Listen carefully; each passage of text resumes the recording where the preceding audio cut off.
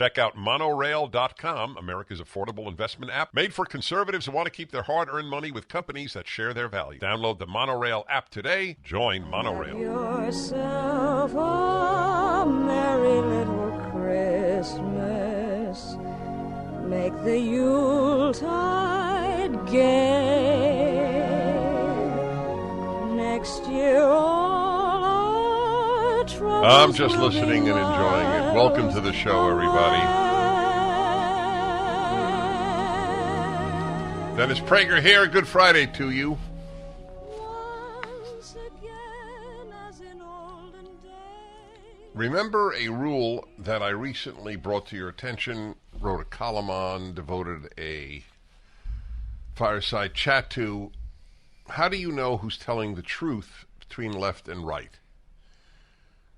The best single guideline I can offer is which side suppresses dissent, which side censors. It is not always the case, but it is nearly always the case that the liars censor others. Because liars can't handle, whether it's in your family or it's in the nation, can handle the people who say that's a lie. They have no response except to further lie. If that is correct, and I cannot see a single coherent argument against it, the left is the one that lies overwhelmingly. Or as I say every single day, truth is not a left-wing value, it is a liberal value. Liberals vote for leftists, but they don't share their values. The day that the liberal wakes up and realizes that, America will be saved overnight. The tragedy in America is that liberals do not vote their values. They vote for the left. But truth is a liberal value and a conservative value. It is not a left-wing value. It has never been. I called it yesterday the official liars, well, one of them, of many. What is it, Media Matters? Right. So this is a left-wing group that assigns conservatives to them to find a statement that they can then deny or ridicule. And I knew it. I actually called it when I said it, when I spoke of the disproportionate role women are playing in the harming of children in our society as teachers, as librarians, and in the medical sphere. It's just a fact that women are disproportionately involved in this. 95% of librarians, where the drag queen story hours often take, are female. And 85% of kindergarten teachers are female. 75% of all teachers are female. And the teachers' unions are generally run by females, dominated by females. It's interesting. The same people who lie, all whites are racist. That's permissible. But to say that women disproportionately, it's a very big difference from the word all, are involved as a wrecking crew in the lives of children, that is not permitted. You are called a misogynist, which is exactly what they did with my comment on this yesterday, so I'm repeating it today so that they can replay it. It proves that truth is not a left-wing value, because they don't ask, did what Prager say meet the standard of truth, or was it untrue? So they do it exactly what I said yesterday. They smear you, but they don't debate you. Because the issue of whether it is true or not doesn't matter to Media Matters or to the Daily Kos or for that matter to the mainstream media. Is it true is not a question that they ask. Can we smear the truth teller? That is the question that they ask. So the proof is, of course, coming from Twitter, where conservatives were, in fact, shadow banned and outright banned. This all came, by the way, PragerU really blew the whistle on it with our lawsuit. Am I right? And that the first. I would say yes. Yeah. That's why the Wall Street Journal about 3 years ago had 4 editorials about PragerU and what Google, which owns YouTube, has been doing. We've been shadow banned as well. We're not outright banned. We've been shadow banned. There is a group that is trying to get us banned. What is the group? We just had the... NewsGuard. Yeah, NewsGuard. Yes, that's right. Another left-wing hate group. And for them, too, the question, is it true, is irrelevant. Can we suppress dissent? NewsGuard is unknown to most people. It was unknown to me. But they are known to groups that handle media and thereby suppress media that NewsGuard gives a red light to. There isn't a truth-telling left-wing institution because it's not a value. Again, I make that point. I wish it were not true. Can we defeat dissenters? That is the question on the left, not what is true. So Twitter is just the latest proof. It should shock the nation. Is it even reported? I'm curious. Is the New York Times reporting this? You have a copy there? Yeah. Here's the front page. And is it on the front page? It is not on the front page of the L.A. Times or the New York. All right. So I have 2 newspapers from today. Is it on the front page of the Wall Street Journal? Here, take a look. Go unwrap it. I'm very curious. Twitter kept a secret blacklist, this Daily Mail, quote-unquote secret blacklist, of topics and accounts to prevent them from trending. According to data obtained by journalist Barry Weiss, with conservative commentators deliberately downplayed in what one called Soviet-style Bull S, while another said he was treated with, quote, more censorship than Hamas. Conservative commentators such as Dan Bongino and Charlie Kirk were deliberately put on a search blacklist. No? Interesting.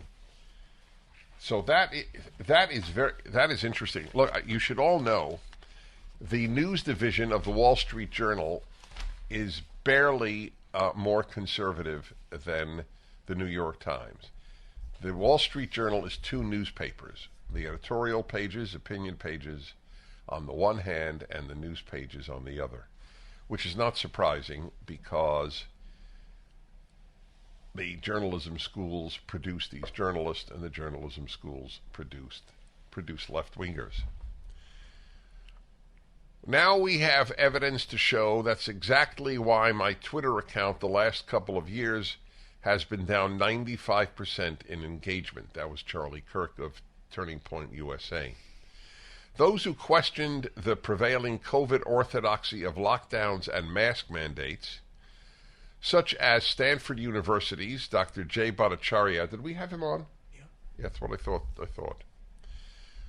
So this man is an MD. He's an epidemiologist at Stanford University, but he spoke about the idiocy. No, idiocy is, I retract that word. It is an idiocy, but that is, so what?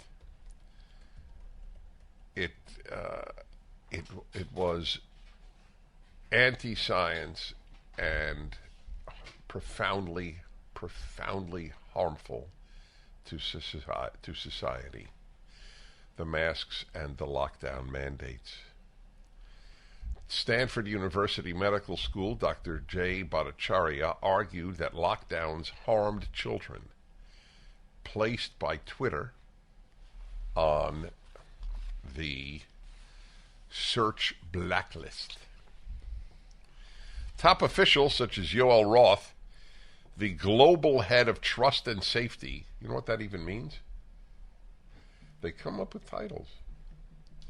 Wrote in internal messages that he wanted more creative ways of censoring and muffling specific accounts and content. Another society wrecker, a man named Yoel Roth. So the Jay Bhattacharya is the giveaway. A doctor who dissents is to be suppressed. A prominent epidemiologist will also not have full access to Twitter. That was their attitude. We have the proof. History repeats itself, and we're seeing that play out with inflation. When Jimmy Carter took office in the late 70s, gold sold for $140 an ounce. By 1980, the price of gold topped out at $870 an ounce. If today's market performs like it did when Carter was in office, the price of gold could skyrocket from $1,800 an ounce to $9,300 an ounce. This is Dennis Prager for AmFed Coin and Bullion. Don't miss out on a great opportunity to purchase precious metals while the prices are still stable. If history repeats itself, we'll see a run on gold, silver, and platinum that will certainly drive up prices. Be smart and buy now, as I am. At AmFed, you're dealing with specialists who provide you with personalized attention, honest information, and sound advice. You'll never be pressured into buying outrageously priced so-called collectible coins or anything that you don't need. Take advantage of today's prices. AmFed Coin and Bullion, 800-221-7694. AmericanFederal.com, AmericanFederal.com. Well, I looked, I'm really surprised. It doesn't make any sense to me that the Wall Street Journal, it doesn't even have it down the left side. Do you have an explanation? I think you gave it. You think I gave it? Well, I mean, that's really a smoking gun. It's not even on What's News. Well, it's got business and finance. Okay, that wouldn't be there. And worldwide. Wouldn't that be considered worldwide? Let's see if how this is working out. Well, we'll look over the weekend. Well, there's a big piece by Rob Wiesenthal, Elon Musk slashes bureaucracy, giving Twitter a chance to soar. Well, at least they have that. Anyway, it's clear that left-wing destroyers took over Twitter and suppressed dissent. That's what they do. That's pretty much what the left is in business to do, suppress dissent, because they can't survive dissent. So this guy Roth that they're writing about in Daily Mail, he was the global head of trust and safety. Roth messaged colleagues on Slack to say that spam enforcements had been used as a way of circumventing the safety team under enforcing their policies. The group would need to intervene if any action was taken to limit the popular account Libs of TikTok. Libs of TikTok is a fantastic account. They don't editorialize, they just publicize what the left does, like to your children at schools. It's the perfect proof that the left is the lying mechanism of the society, as it has been in every society. They don't ask, is what Libs of TikTok revealing true? They just want it suppressed. Wow. The group, according to Roth, the group would need to intervene if any action was taken to limit the popular account Libs of TikTok, whose account was tabbed internally. Do not take action on user without consulting with SIPPES. That's the special unit, right, to monitor what they're going to do about people they don't agree with. Barry Weiss said that account was suspended 6 times in 2022, and the author, Chaya Raichik, blocked from her account for at least a week each time. Weiss said that their response was in sharp contrast to that when Raichik was doxxed. Wow. With her home address published online. Did you know that? The Libs of TikTok head, her address was published online? Yeah, it's a big deal. Raichik complained, but Twitter refused to take the tweet down. Isn't that so? You have to understand, that was the purpose of Twitter. Suppress the right. Suppress anybody who isn't left. They kept it up. The address of the woman who runs Libs of TikTok. And it remains on the site to this day. Does she go on any programs, Chaya Raichik? I don't know. We should definitely give it a try. Raichik tweeted, "They suspended me multiple times knowing I never violated any policies. This is what happens when you talk about things that they don't want you to talk about." Exactly. That's exactly right. So glad those days on Twitter are over. Thank you, Elon Musk. Musk replied, "You're welcome. Twitter won't be perfect in the future, but it will be much better." Wow.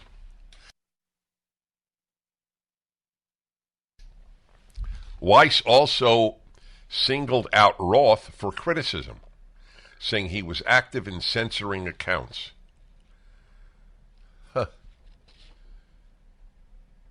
Guys like Roth and the others at Twitter, you have to understand, like the people at NewsGuard, they sleep well at night. It proves the conscience is a very, very weak mechanism in most people. I'm sad to say. The amount of people who harm others and sleep well at night is proof about the weakness of the conscience and the ease with which one can manipulate it. That is why when I ask people, so you don't feel you have to answer to a God for your behavior, or you don't have to obey the 10 Commandments, you just figure it out on your own. And they said, yes, I listen to my conscience. Oh, I gotta say, that's really comforting. By the way, the quote of the day, indeed I think of the week, maybe of the season, and we're coming to the end of autumn, was given by Harry. Prince Harry. Prince Harry. He's still a prince? Yeah. Doesn't make sense. Anyway, Prince Harry. I've been reading a lot about the Netflix series and related issues. And he said, I should have isolated it, "I'm like my mum." The term for mom in Britain and other English-speaking places. And he was speaking about Princess Diana. "I'm like my mum. I follow my heart." Is that perfect? Yeah. That's what he does. The shallow man follows his heart. I can't think of a worse way to direct your life. As I have said so often, those of us who take the Bible seriously know that it constantly warns about following your heart. In October 2020, journalist Dave Rubin asked then CEO of Twitter, Jack Dorsey, "Do you shadow ban based on political beliefs? Simple yes or no will do." Dorsey replied, "No." Does Jack Dorsey believe he lied? It's obvious he lied. The question is, does he believe he lied? It is hard for me to wrap my head around liars. How do they do it with a straight face and then say, "I don't lie"? It's a puzzle. Elon Musk has done the nation a service. We return. The Dennis Prager Show. You all have helped build MyPillow into the incredible company it is today, and have trusted in Mike Lindell to give you a great night's sleep. On top of the special available to my listeners on the Percale and Giza Dream bed sheets, marked down as low as $29.98, Mike is now changing the game with his 3-piece towel set. This set is made with USA cotton, making it extremely absorbent, yet still providing the soft feel you look for in a towel. This set comes with 1 bath, 1 hand towel, and 1 washcloth, typically retailing for $49.99. For a limited time, you can get this 3-piece towel set for the low price of $19.98 with the promo code Prager. Don't miss out on these extraordinary offers. There's a limited supply, so be sure to order now. 800-761-6302. Use the promo code Prager, or go to MyPillow.com, click on the radio listener square, and use the promo code Prager. The thrill of the weary world rejoices.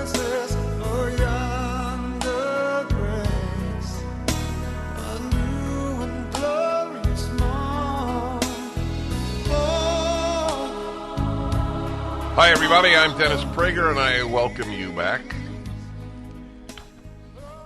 Finally, on the Twitter issue, Vijaya Gadde, Twitter's head of legal policy and trust, also denied that Twitter operated such blacklists. We do not shadow ban, she said in 2018, according to Weiss, speaking alongside Kayvon Bakpour, Twitter's head of product. They added, and we certainly don't shadow ban based on political viewpoints or ideology. Well, did her parents teach her not to lie? I'm not being cute. I don't know how you say something, especially publicly, you know not to be true. What percentage of people can do that? The answer is, whatever percentage it is, they're disproportionately on the left. There are liars on the right. But on the right, there is a fidelity to a code higher than the individual that you don't find on the left. The code that is higher is promote the progressive agenda. You may recall, it certainly got a lot of play when I testified in the U.S. Senate at the invitation of the Republicans, and it was with regard to Google, which owns YouTube, putting some of the PragerU videos on their restricted list, meaning that any parent who has safeguards against pornography and violence cannot have access to them. Libraries cannot have access to them by definition. It's amazing. Libraries were not able to see some PragerU videos, but they could have drag queen story hours. So when I visited, I was asked, so Mr. Prager, no, I wasn't. The Google representative was there in the same room. Why did you suppress Mr. Prager's video on the Ten Commandments? Do you have the answer that the man said? Because it says murder? Okay. That's what I really care about. He actually said, because it mentions murder. I hope you all understand the absurdity of that response. It also mentions adultery. It also mentions lying. It also mentions, theft. That's what the Ten Commandments mentions. When it was my turn to speak, I said, okay, PragerU will now release a Google-friendly 9 commandments. The 9 commandments. We will drop do not murder. When that man said that, as an example, this representative from Google in the United States Senate, we suppressed Mr. Prager's video because it mentions murder. His video on the Ten Commandments. So here's a perfect question. Did he sleep well that night? Did he not realize what a moral fool he looked like? And the answer, I guess, is no. I guess he didn't. The ability of people to convince themselves that they are right when they are wrong is almost infinite. The ease with which people lapse into descend into the wrong, the ease is very, very worrisome, which is why ultimately a God and a divine code are necessary. They don't always help either, but they help. That's right. This explains the whole left to you. Have a holly jolly Christmas. It's the best time of the year. I don't know. For whatever reason, this is one of my favorite but have a Christmas cup of songs. cheer. And it's got to be Burl Ives. Nothing else works. So what if he was a big leftist? Down the street. Say hello to friends you know. And everyone you meet. Hi, everybody. The Happiness Hour. We didn't have that regular happiness theme because it's Christmas season. And every Friday since 1999, I've had the Happiness Hour. Happiness is a virtue, not just an emotional state. The pursuit of happiness is listed, along with life and liberty, as the essences of life. The wise, infinitely almost wise people who wrote the Declaration knew what was important. And the rule of life is the happy make the world better and the unhappy make it worse. So this is a big deal. On rare occasions, I have a guest, and the one I have had the most on the Happiness Hour over these, what is it now, 23 years, is Dr. Stephen Marmer. Wow, you're getting a standing ovation, Dr. Marmer. That's from Sean. Yeah, it's from Sean. That's true. He's standing. Yeah. Dr. Marmer is a psychiatrist in Brentwood in Los Angeles, and he is on the faculty of the UCLA Medical School. He's a clinical professor. Is it of medicine or of psychiatry? Psychiatry. So they do. So if one is a specialist in pediatrics, is there such a thing as a clinical professor of pediatrics? Right. That's the way it works? That's the way it works. Okay, great. So clinical professor, and as I always say, I know how lucky your patients are, and I mean that very sincerely. I hope some of them are listening. I hope so. Okay. So, Dr. Marmer is one of the handful of guests that I either raise a topic spontaneously, or he comes in with a topic. He has come in with a topic today, and I didn't know what it is, and I still don't know what you'll say. That's how much I trust you. So the floor is yours, Dr. Marmer. Well, thank you, Dennis. And obviously, I'm always glad to be here. And in Dennis Prager style, because you like to number the points that you're going to make, I came in today with 5 items, which, if you master these 5 items, I guarantee your happiness will be enormously increased. Wow. So, the first one is, how much anxiety and stress can you contain without turning it into a destructive emotion and having to act out? And the acting out could be kicking the dog, it could be taking a drink or drugs, it could be exploding at somebody, it could be doing something harmful to yourself. How much anxiety and stress can you contain without turning it into a destructive emotion that eventually causes you to act out? So do you want a list of 5, and then I'll ask questions? Sure. Okay. It's because I obviously I'll have a million. Go ahead. Well, we might not get to number 5. That's right. You're right. So go ahead. The second one, can you keep the good thoughts about people in your mind and a picture of the good side of another person you care about, even in an argument or when they disappoint you? If you can remember that the person that you're having a trouble relationship with at this moment is actually somebody you like or love, and you remember all the good qualities about them, that's going to make you much happier, and it's going to allow you to preserve relationships through periods of strife. The third is, how much do you see yourself as fundamentally responsible for your own life, and how much do you see yourself as a passive, helpless victim? Victims can never be happy.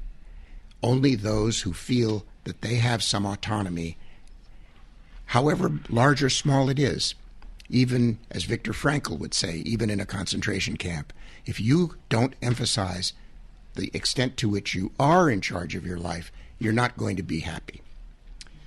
The fourth thing is, how much do you fill your life with positive events? Whether it's beautiful music or profound art, festive holidays, great literature, worship, transcendent spiritual moments, a favorite mentor, most of all, loyal friends.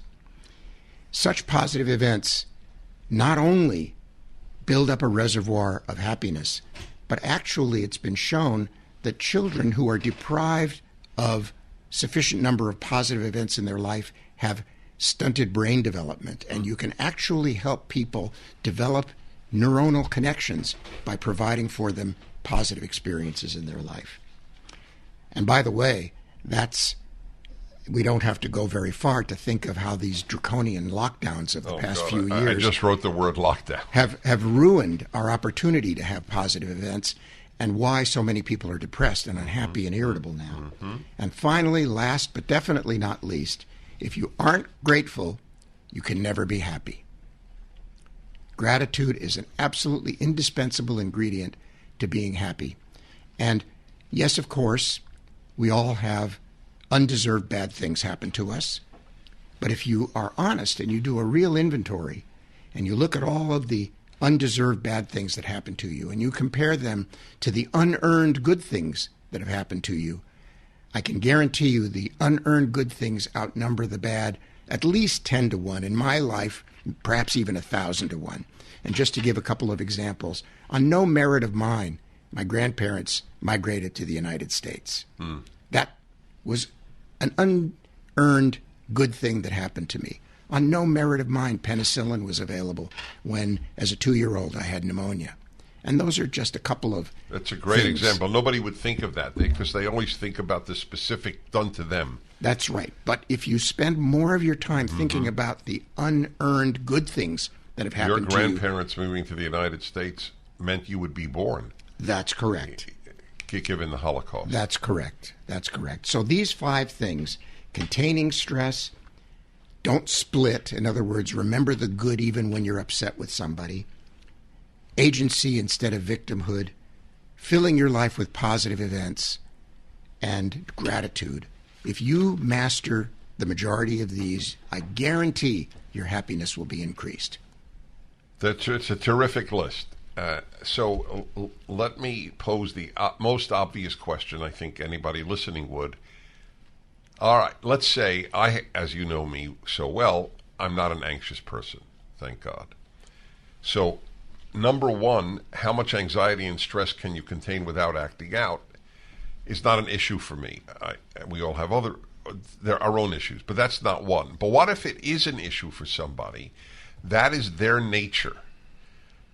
How do they how do you control that? Well, there are, kind of simple things like count to 10 or meditate on the good events of your life or think about the unearned good things or think forward to the damage that could be done if you do act it out or you do succumb to your anxiety. In other words, that's not something that comes naturally. People have to actually work on it. But if they do work on figuring out ways of relieving stress that are not destructive, it will pay dividends for them. You have an example of a way to work out stress that's not destructive? Take a time out. Open a book of poetry or biblical verse to calm you down. Memorize a few sound bites of mantras to tell you that it's going to be better if you don't act out. Take a walk? Take a walk, exercise, call a friend. This is in the 12-step programs. When you're overwhelmed with stress, call your sponsor rather than punch your neighbor or get into a fight with your wife or take a drink. 1-8-PRAGER-776 is the number. The $64,000 question in life, well, there are two. What is stopping me from being happier? And B, now that I know what it is, will I act on it? Is that a fair way of looking at this? Right. Yes. So what do you do? Is a therapist's job both or primarily number one? Identify your issues. That's the prerequisite. You need to identify what's driving you that you don't know about.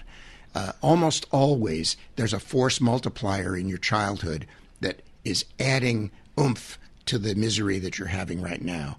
And if you can disconnect that force multiplier from childhood, from whatever the present situation is, and just know that it is merely the present situation and not the entirety of your life, that will be better. But once you do that, you then have to turn from identifying the negative to how do you enhance the positive. Back in a moment with Dr. Stephen Marmer, UCLA Medical School, 1-8-PRAGER 776. The Dennis Prager Show. Howdy, all. This is the Happiness Hour on the Dennis Prager Show every Friday, the second hour of the show. On rare occasions, a guest. The most frequent guest on the Happiness Hour for the last decades has been Dr. Stephen Marmer, a psychiatrist in Brentwood, L.A., where he has a private practice, and he is also a clinical professor of psychiatry at UCLA Medical School. So he came in with a list of 5 things that he assures you if you master, you will be happy. I love the list. How much anxiety and stress can you contain without acting out? Can you keep a picture of the good? Oh, on that one, the person you're having an issue with, usually within the family, let's say, or even a friend. Yes. I have the chills because I know how important that is.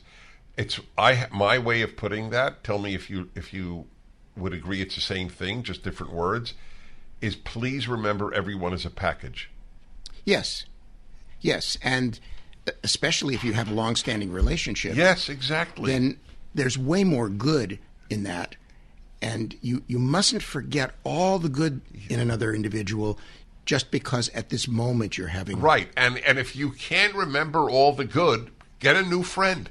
Yeah, fair enough. It's either one way. Either you are right to have this person as a friend, or you're not. But if you're right, take the time that they didn't call to say that they weren't coming in stride. Yeah, and when I work with couples, I frequently say, well, didn't you once love each other? You do? Yeah. Oh, wow. Didn't you once love each other? What did you love about each other?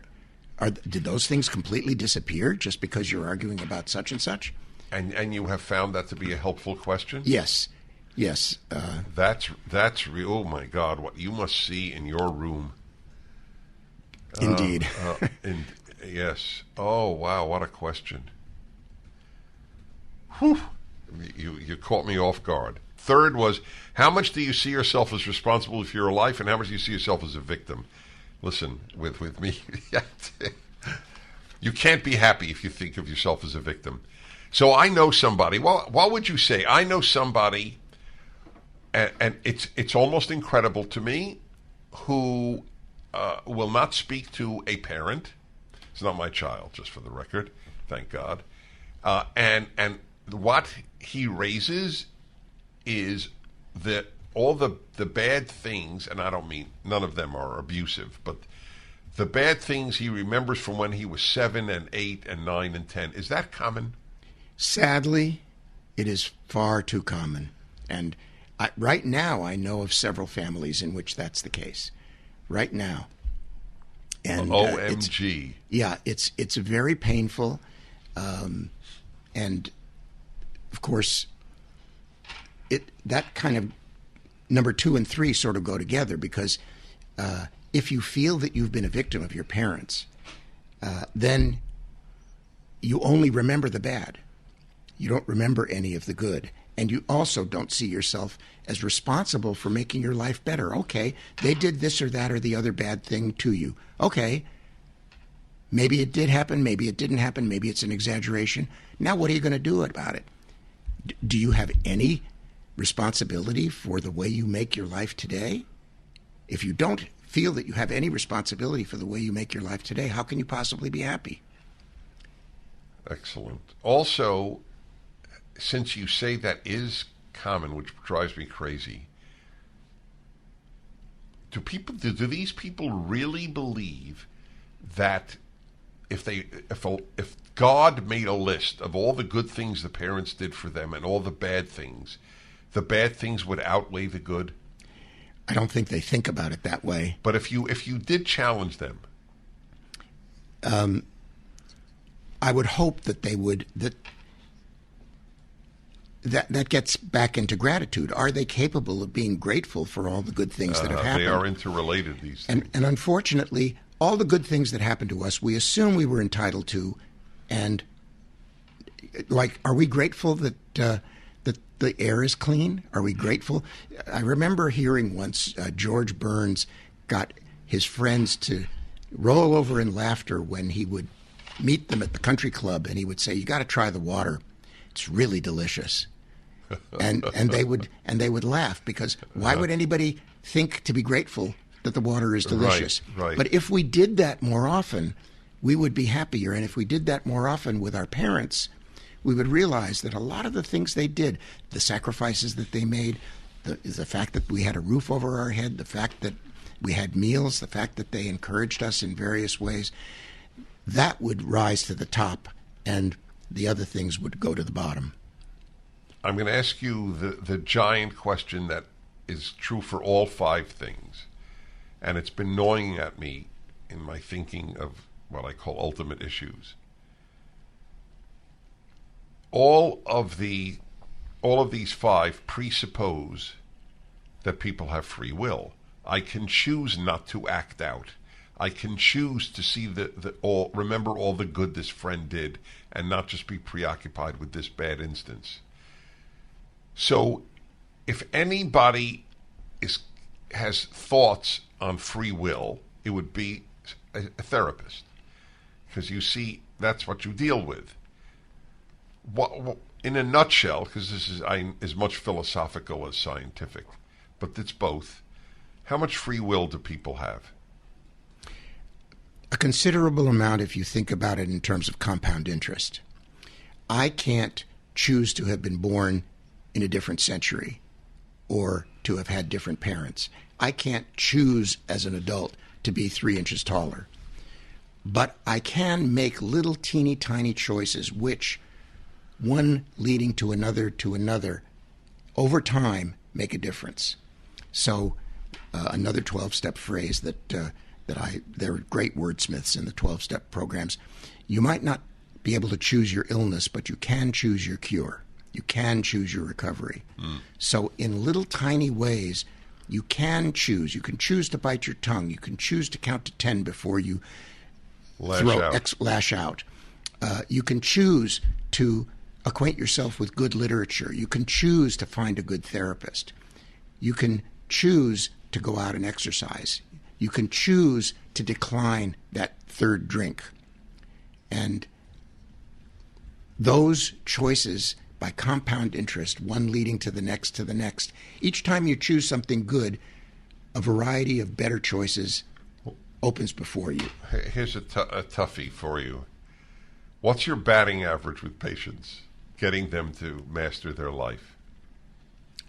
I would say 75, 80%. Really? Wow. Now, of course, these are people who come to me willingly, so they already have a predisposition that they want to make. All right, I'm going to amplify that and take calls. Dr. Stephen Marmer, UCLA Medical School. I'm Dennis Prager. This is the Happiness Hour. The Dennis Prager Show. We wish you the merriest, the merriest, the merriest, yes, the merriest. We wish you the merriest, the merriest, the merriest. You'll cheer. Mr. Prager, we'll start with you. The happiest, the happiest, the happiest, yes, the happiest. We wish Microphone. Okay. Do I get my 20 You would seconds think back? a radio host would know how to You do would. that. You would. That is a very fine point. I have no response. happiness You and give cheerfulness Sean for all. We more wish you pleasure the than you happiest, can the happiest, actually identify. happiest, yes, the happiest. To We play wish you the by merriest, being the insulted merriest, by a U.S. senator. you'll cheer, and the happiest. All right, let me do what Dr. Marmer suggested. 1, 2, 3, 4, 5, 6, 7, 8, 9, 10. What I would have done had I not counted. All right, everybody. Dennis Prager, here's the hour of the week. You set the agenda, what is on your mind about you, about me, about life, about death, and needless to say, about audio equipment, photography, cigars, fountain pens, Ah, crud. What's the fifth? Sean, what? Classical music. Let Dennis be Dennis. Let Dennis be Dennis. That is certainly true. 1-8-PRAGER-776. If I don't take your call, don't be insulted. People get insulted too easily. It's a very serious problem, actually. The people are getting insulted too easily. How come I never feel insulted? Even when I'm insulted, I don't feel insulted. Even when they call you a misogynist? Oh, that broke my heart. They called me a misogynist. Right, that's correct. You know why? Because they can't think. They don't pursue truth. Women are disproportionately involved in hurting children today. That's a fact. It's either a fact or not a fact, but it's not misogyny. Men are disproportionately involved in violent crime. Is that male hatred? Called misandry, a term you never hear because they don't want to portray men as victims. Yeah. There's a lot of stuff going on. All right, y'all, everybody. Yes, go ahead and here you go. Warren, Michigan. Robert, hello. Dennis Prager with you. Yes, sir. Nice to speak to you. Thank you. I would like to know if over the years you've ever debated a Holocaust denier. I haven't, and tell me why you ask. Well, because of your comments that you've made recently about a place in hell for them, and there was some stuff on your webpage about it. Just curious. If it's a very fair question. I assume that was the reason. Thank you for calling. My column this week, it's at DennisPrager.com, American Greatness, Jewish World Review, townhall.com, DennisPrager.com, and elsewhere. My column is that Holocaust deniers have a special place in hell, essentially. I do believe that.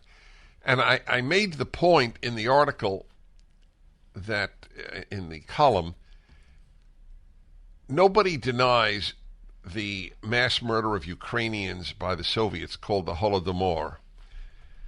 Nobody denies that a quarter of the Cambodian people were slaughtered by the communists in that country. Nobody denies that Mao killed at least 60 million people or that Stalin killed between 20 and 40 million people. Nobody denies, except the Turkish government, the mass murder of the Armenians in World War I. The only denial of mass murder / genocide has been among people who hate Jews. Nobody believes there was no Holocaust. I mean, there are people who believe that the earth is flat. There's nothing I can do. But if they know very little about the Holodomor, but they don't deny it. That is the 5 million or so Ukrainians deliberately starved to death by the Soviets in the early 30s, 1930s. Because, there's no great anti-Ukrainianism, but there is anti-Judaism or anti-Semitism as it is known. It's as I pointed out in my article, I don't know of a historical event that has been as documented or more documented, certainly, than the Holocaust. And yet, we have so much less documentation about the starvation of the Ukrainians, but nobody denies it, and as nobody should. It's just a form of, I hate Jews, and this is one way I can express it. That's all it is. All right, L.A., California, Victor. Hello, Victor. Yeah, hi, Mr. Prager. That's me. That is I, yeah, actually. A couple of weeks ago, I met you, and I took photo with you at Starbucks. Oh, I do remember you, actually. Yes. Yeah. Thank you very much. Right. Yeah, I want to. Oh, wait, what were you reading when I met you? I was reading. I ordered your book online, your next Deuteronomy book. Then I had already read it. Right. Were you reading it in Starbucks? Yes. Yeah, blew my mind. Yeah. That's why I remember, yes. Guy sitting reading my Bible commentary in Starbucks. Exactly. I have to say, that was a first. Okay, go ahead. Yeah, so lately I've been trying to study Hebrew, and it's so fascinating. And I've been reading some materials from rabbinic quotes. So I wanted to take your take regarding Tzedakah, because your Tzedakah, guest, charity, yeah.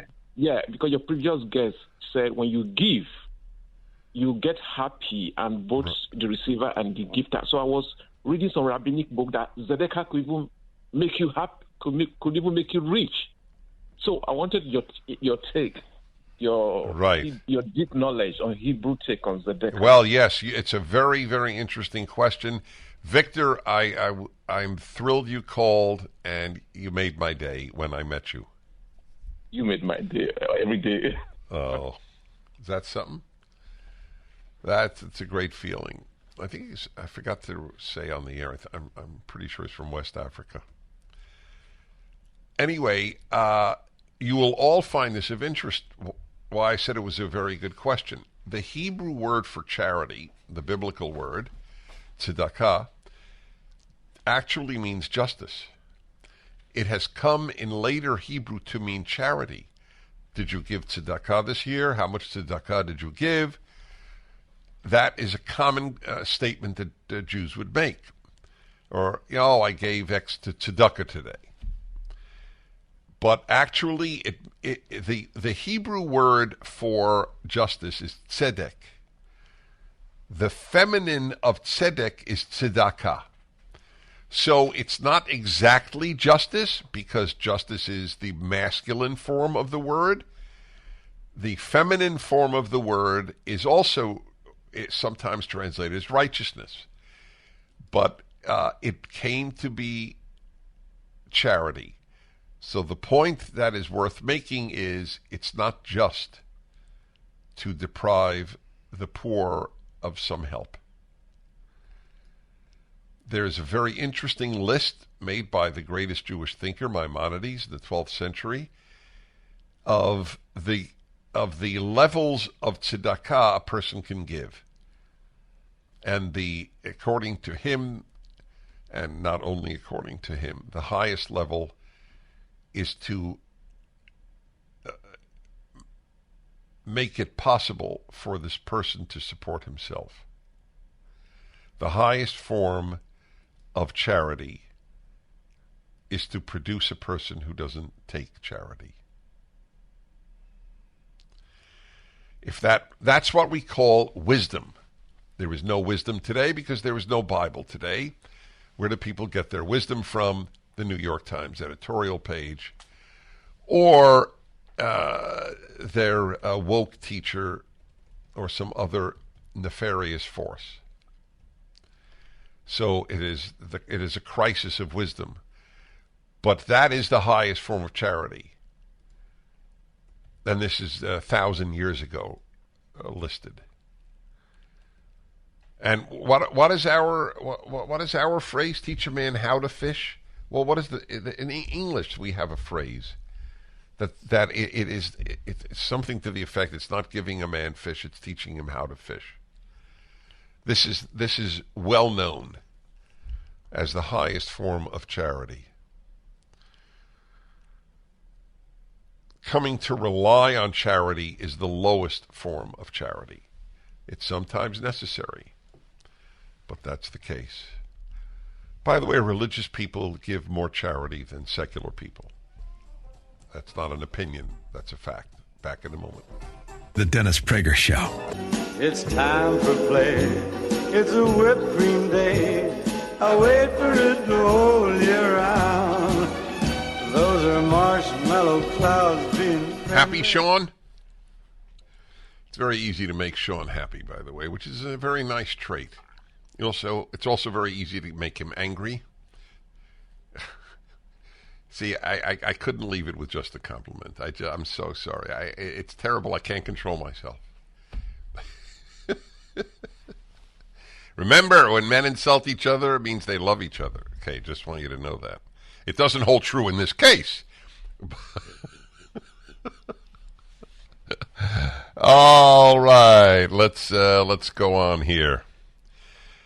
North Hollywood, California, Kevin, the famous Kevin of North Hollywood. Hello. Yes, Dennis. My question is about a trans issue. First, I wanted to ask if it's possible to do a biannual Dennis and Kevin minute. Oh God. A biannual minute of you and me talking? Correct. That is my Christmas wish. Okay, well, it's beautiful to have wishes. All right, now go on to the trans issue. Okay. So the trans issue is, so if a biological man says, look, I am a biological man, but I know I am not an actual, like, man in my brain. My question is, how do they know they're not a man in their brain if they're not a man? Like, how do you know that you're not something if you're not that?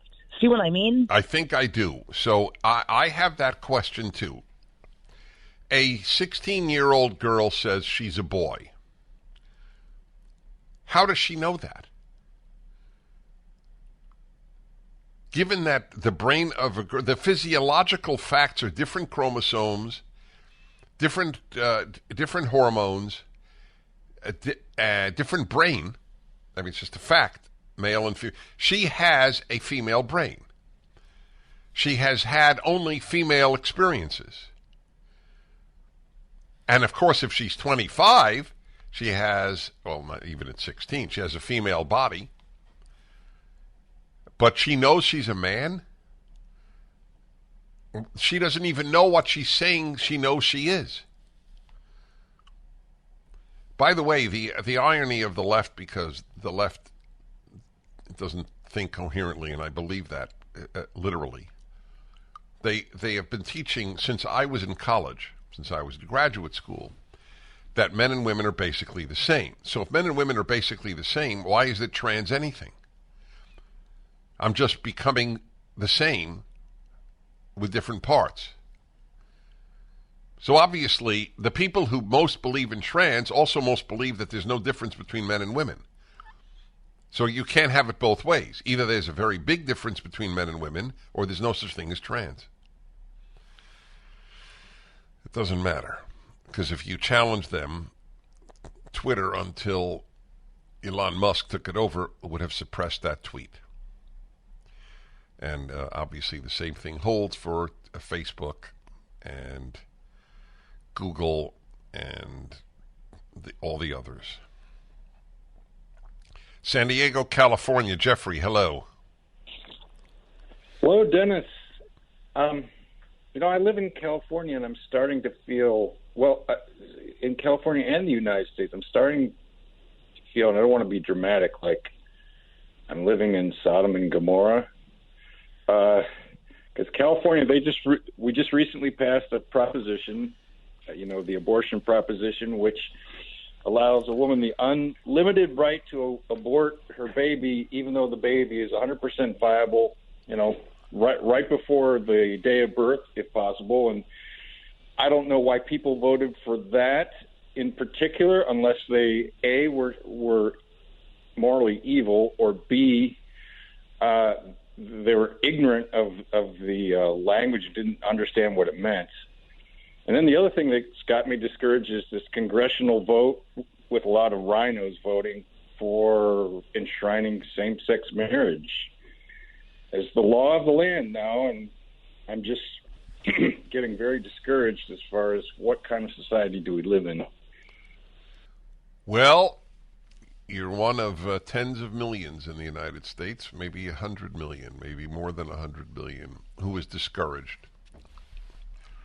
Regarding the bill just passed, with a fair number of Republicans voting for it as well, my prediction, and I have always avoided the prediction arena, but I'm saying it so that it be clear what the real intent was. It is only a matter of time before clergy are arrested in America for not performing same-sex weddings. It's already begun to happen in the United Kingdom and Canada. I know that there's language about religious exemption. The language is a farce. You can't be a bigot in the name of religion. That's what they will say. Remember, all leftists are totalitarian. Liberals are not totalitarian, conservatives are not, but leftists are. They want to control everybody's behavior. They even want to control everybody's thought. They want to control what you say in private, just like in North Korea. The proof is the eruption of leftist anger and hysteria over the comments that Donald Trump made privately about grabbing women. He had no idea he was on a microphone. He was talking to one man. And yet they held it as this shows you who he is. If we judged everybody by their private comments, nobody would seem decent. But that's too deep a thought for the left. Holy infant, so tender and mild, sleep in heavenly peace. All right, everybody, Dennis Prager here. Hey, I'm just reminded myself, a truly meaningful Christmas present, Hanukkah present, would be any of the volumes of my Bible commentary. If you read the comments on Amazon, there are 5,000. Genesis, Exodus, and now Deuteronomy. You'll see it's how it affects people's lives, called the Rational Bible. It's you get it at the Prager store, you get it at Amazon, anywhere. That's a meaningful gift, and if they read it, they will thank you. The Rational Bible, all 3 volumes, or any one of the 3. I have 2 more volumes to do. It's the toughest project I've ever engaged in my life. And it's at the same time, very rewarding. Again, the Rational Bible. All right, let's see. Let's go to Palmyra, Indiana, because I have a guest here from Indiana. You know where Palmyra is? Wow, you're from Lafayette. All right. Tim, where is Palmyra? It's about 20 miles west of Louisville. All right. 20 miles west of Louisville. All right. Because I have an Indianan in the studio listening in. Okay, take it away. Okay. I just had a quick question for you there. You probably saw on the screen. I know the left always talks about things being racist. You know, it's like someone says that black people disproportionately commit crimes or more than white people. They say that's racist. So my question is, if that's a fact, can it be factually true and also be racist like they say? It's an now, excellent question. I have grappled with this question in my mind for years. So my view is, it depends. It is a fact that blacks disproportionately commit violent crimes. So the question is, why is the person making the point? The point can't be racist. The point is either true or false. Racism depends on something false. All blacks commit crimes is racist because it's so self-evidently untrue. pretty much if you say all of anything, it's a bigoted comment. But the second question is, why is one making the comment? I think it is worth noting the disproportionate number of blacks in violent crime so as to figure out a solution. If the purpose is to engender hatred at blacks, it's racist. If the purpose is to point out a truth that needs to be confronted, it is not racist. That's how I have resolved that issue.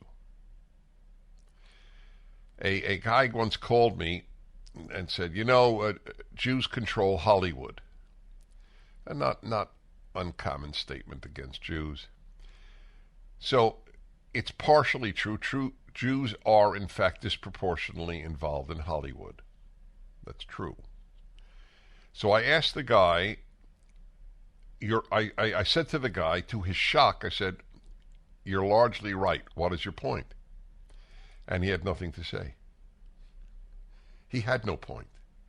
His point was, I can't stand Jews.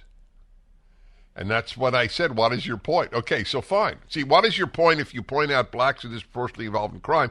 Wow, maybe the big issue in many blacks' life, young black males' life specifically, is the lack of fathers. And that needs to be addressed. And what policies have we pursued to deprive so many blacks of fathers in their lives? Okay. So yes, so Jews disproportionately control, if that's the term you wish to use, or dominate in Hollywood. I think it's true. Let's say it's true. So that's what I asked the guy. What? So therefore what? And I asked him one other question. How on God's earth has it benefited Jews? When was the last pro-Jew or pro-Israel movie made? 40 years ago? 50?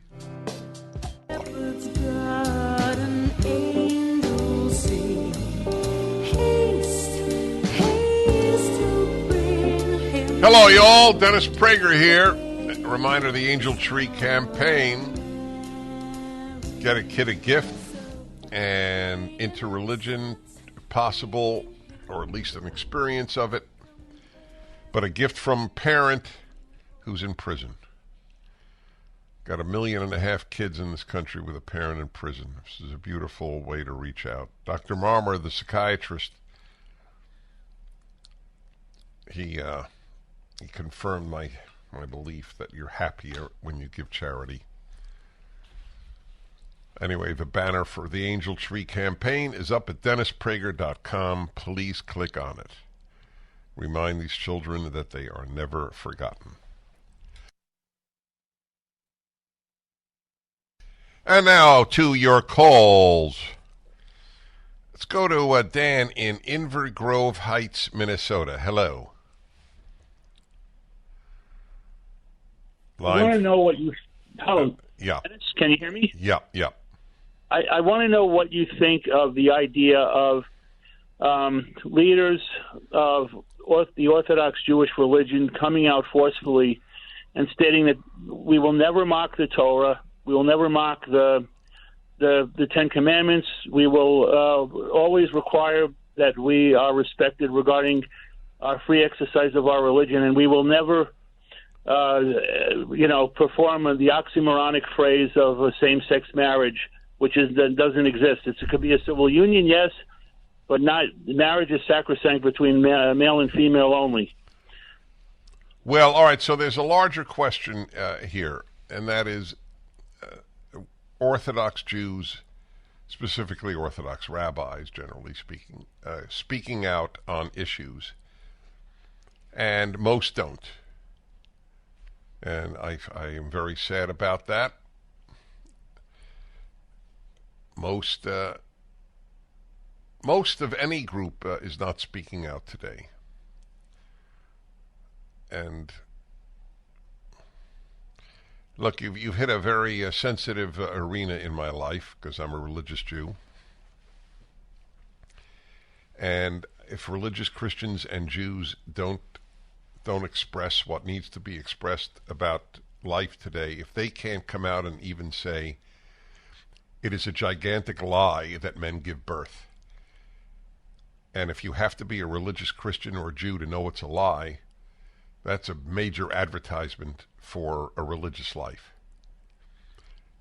If secular people are much more likely to lie, say something such a gargantuan idiocy as men give birth, it's as idiotic as 2 + 2 is 5. But of course, in Oregon, in the education department, they do say the OED, or Oregon Education Department, has said that the idea that in math there is one correct answer is a form of white supremacy.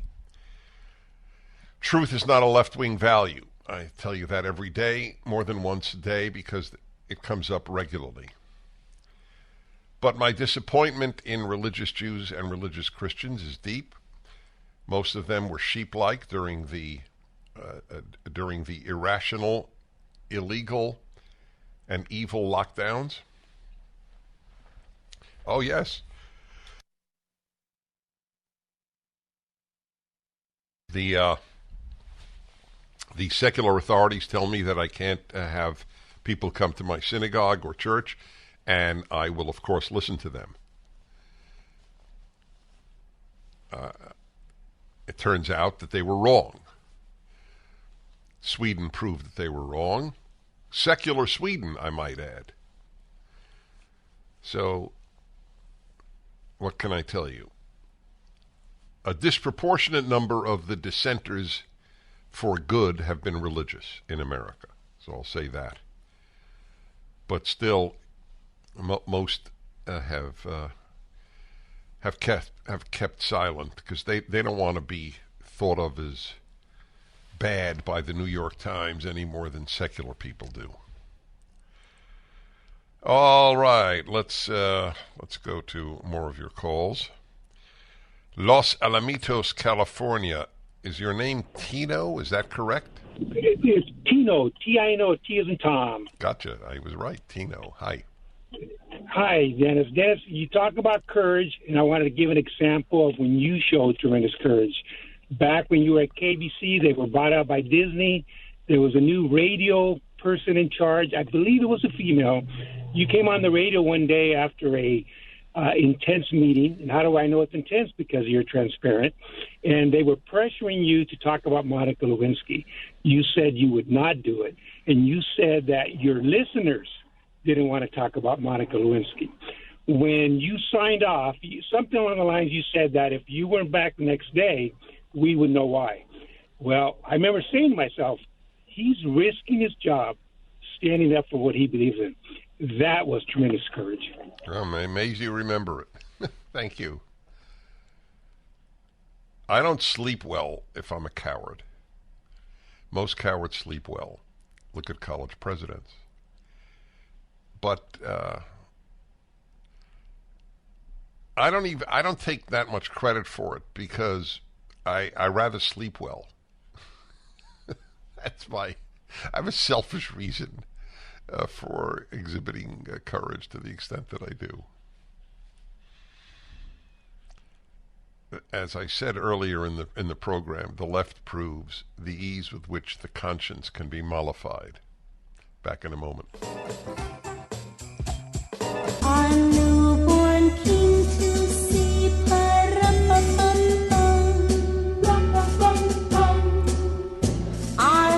All right, final segment of today's show. Dennis Prager here. Try to get in as many as I can here. Cleveland, Ohio, and Bob. Hello, Bob. Hello, Dennis. Good afternoon. Thank you. Hey, after listening to you for a long time, it's often come to my mind to wonder this question. There's a proverb in the Bible somewhere that says it's not for those walking to direct his step. And Henry Ford has said that if you believe you can do a thing or not, you're right. So my question to you is, I've often wondered what led you to decide that you could not make up your own mind, you could not discern and know what was right for you to do, to be, to have, unless you consulted, as you've often promoted, the wisdom of the Bible? It's a great question. It's a great question. I think the average person who can put their feelings, emotions aside, think rationally, be profoundly committed to truth, can come to a lot of wise conclusions. The vast majority of people, however, are governed by their feelings. The entire left-wing agenda, since Marx through Lenin, is a feelings-based world devoid of wisdom, and the consequences are there to be shown. If you even just ask, is it true, you're halfway there to wisdom. Having said all that, however, my lifelong study of the Bible, specifically the first 5 books, the Torah, upon which both the Old and New Testaments rest, has given me so much insight, and it is so profound that I have a phrase that expresses my theology in a nutshell. I don't believe in the Torah because I believe in God. I believe in God because I believe in the Torah. My vehicle to faith are those 5 books. And that's why I've written and I'm writing the Rational Bible for each of the 5 books, because it will give you a vehicle to God as well, stronger than even the one you might have. Have a wonderful weekend.